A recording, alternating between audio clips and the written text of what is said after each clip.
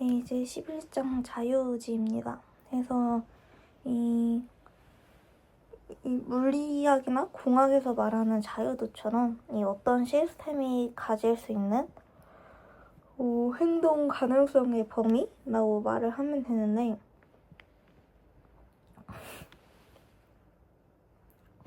그래서 자유의지를 초자연적인 거로 보지 않고 이 물리 법칙과 완전히 독립된 영혼이 결정을 내린다고 보지 않습니다.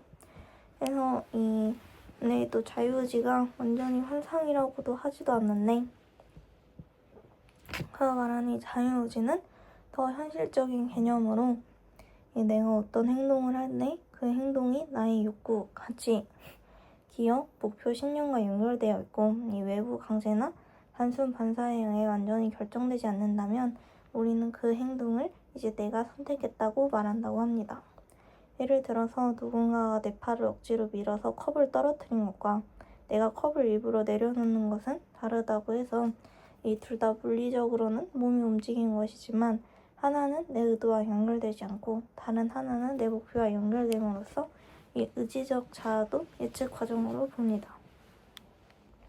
그래서 뇌는 내가 어떤 행동을 하려고 하는지, 그 행동이 어떤 결과를 낳을지 예측을 하고 이 예측이 잘 맞으면 우리는 내가 했다는 행위 주체감을 느낀다. 그래서 자유의지는 완전한 무제한의 능력이 아니라 이 살아있는 뭔가 내가 가진 자기 조절 능력으로서 말을 합니다. 그래서 물리적 존재지만 이 복잡한 목표와 가치에 따라 행동을 조절할 수 있는 존재라고 해서 이 자유의지는 이 뭔가 내가 자기 행동을 예측하고 조절하는 능력이다 라고 말을 합니다. 이 12장에서는 이제 인간 너머의 의식으로 동물 의식을 이야기를 하는데, 헬스는 이 의식을 인간만의 특권으로 보면 안 된다고 말을 해서 인간처럼 말을 못한다고 의식이 없는 것은 아니다. 이 다른 동물들도 자기 나름의 세계를 경험할 수 있다. 그래서 동물이 인간처럼 생각하는가?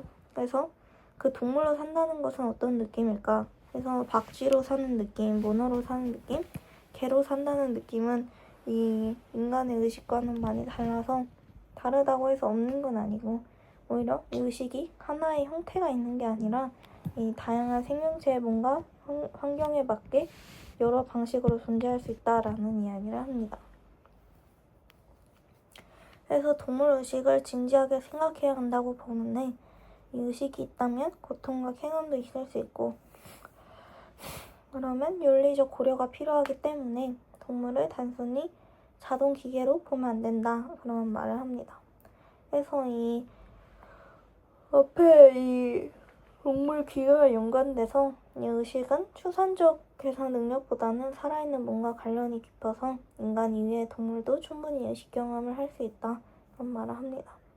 그래서 의식은 인간만의 것이 아니라 다양한 생명체는 각자의 몸과 환경에 맞는 방식으로 세계를 경험할 수 있다. 그러한 이야기를 하고 있습니다. 그래서 마지막으로는 기계의식. 그래서 이 AI나 로봇이 의식을 가질 수 있는지를 다루는데, 여기서 중요한 구분으로는 이제 지능과 의식은 다르다는 이야기를 합니다. 그래서 AI는 문제를 풀고 언어를 만들고 그림을 그리고 사람처럼 대화를 할 수 있는데, 그것이 꼭 무언가를 느낀다라는 뜻은 아니어서 이 체스 프로그램이 체스를 잘 둔다고 해서 승리의 기쁨을 느끼는 게 아니고, 계산기가 답을 낸다고 해서 이의 느낌을 갖는 것은 아니다. 그래서 체스의 관점에서 의식은 단순한 정보 처리보다 살아있는 몸의 자기유지 과정과 깊게 연결된다고 봅니다.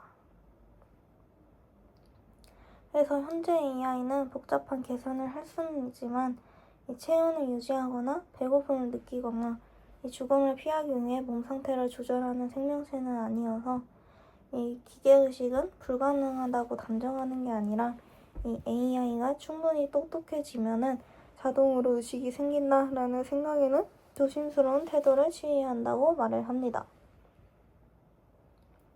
그래서 단순히 복잡한 계산의 부산물이 아니라 살아있는 시스템의 몸과 환경, 자기조절 과정과 관련되어야 한다고 합니다. 그래서 우리는 AI의 의식을 너무 쉽게 부여해서는 안 되고, 반대로 동물의 의식을 너무 쉽게 무시해서도 안 된다 라면서 윤리적인 문제로 이 장을 끝내고 있습니다. 그래서 기계가 똑똑해지는 것과 의식을 갖는 것은 다르다. 의식은 단순한 계산보다는 생명, 몸, 자기 유지와 더 깊게 연결되어 있을 수 있다 라는 말을 합니다. 그래서 이렇게 정리를 해봤고, 그래서 이 내가 된다는 것이 의식과 자아를 신비한 영혼이나 고정된 주체로 보는 게 아니라 이 뇌와 몸이 생존을 위해 세계와 자기 자신을 계속 예측하고 조절하는 과정으로 설명을 해서, 이 책에서 지각은 외부 세계의 단순한 복사가 아니라 통제된 환각이며 자아 역시 그 환각들 중 하나다.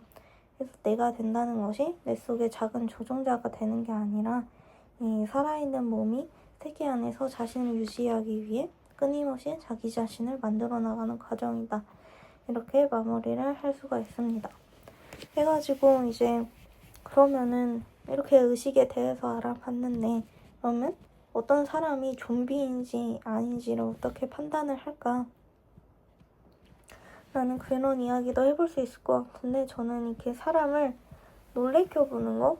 그런 거에서 이제 놀래킨다라는 게 이제 생존과의 반응으로도 연결될 수가 있고, 의식은 이제 생존과 연결되어서 그에 맞게 행동을 하는 거를 포함을 하기 때문에, 만약 그 사람이 좀비라면은 이렇게 반응을 시켰을 때 그의 반응을 하지 않고 할 수 있지 않을까 하는 그런 생각입니다. 그래서 저는 맨 처음에 이 책을 읽을 때 이제 내가 된다는 것인데 왜 비잉유일까 해서 어이가 없기는 했는데, 지금 생각을 해보면은 나는 동물이 될 수도 없고 다른 사람의 의식으로서 생각을 할 수도 없으니까, 그런 점을 생각을 해보면 이제 내가 된다는 것이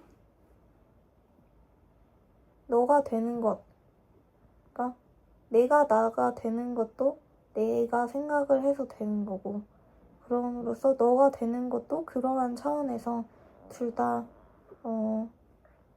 어려운 작업이다 라는 말을 하려고 했던 거 아닌가 싶습니다.